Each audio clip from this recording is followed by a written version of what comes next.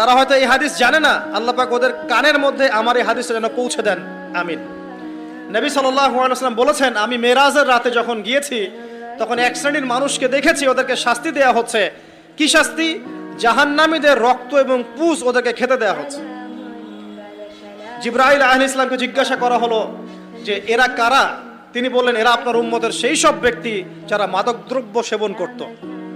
আল্লাহ রাব্বুল আলামিন তার হাবিবের মাধ্যমে জানিয়েছেন, যখন কোনো মুসলিম মাদক সেবন করে বা কোনো ব্যক্তি মাদক সেবন করে তখন 40 দিন তার নামাজ কবুল হয় না। এরপর যদি সে তওবা করে তাহলে আল্লাহ পাক তার তওবা কবুল করবেন ইনশাআল্লাহ। যদি সে আবারও মাদক খায় তওবা করার পর, আবার 40 দিন তার নামাজ কবুল হবে না। যদি সে আবার তওবা করে আল্লাহ পাক আবার তাকে মাফ করে দিবেন। যদি সে আবারও মাদক খায় আবার 40 দিন তার নামাজ কবুল হবে না। তারপর যদি আবার তওবা করে আবার আল্লাহ তাকে মাফ করে দিবেন। এরপরেও যদি সে আবার মাদকদ্রব্য সেবন করে, নবী সাল্লাল্লাহু আলাইহি ওয়াসাল্লাম বলছেন তাকে আল্লাহ রাব্বুল আলামিন পরকালে মৃত্যুর পরে তিনাতুল খাবাল পান করাবেন। তিনাতুল খাবাল। জিজ্ঞাসা করা হল, ইয়া রাসূলুল্লাহ, তিনাতুল খাবাল কি জিনিস? নবী সাল্লাল্লাহু আলাইহি ওয়াসাল্লাম উত্তর দিচ্ছেন, এটা হচ্ছে জাহান্নামীদের রক্ত, মাংস, এগুলো পুড়ে পচে যে রসটা বের হবে, এটা হচ্ছে তিনাতুল খাবাল।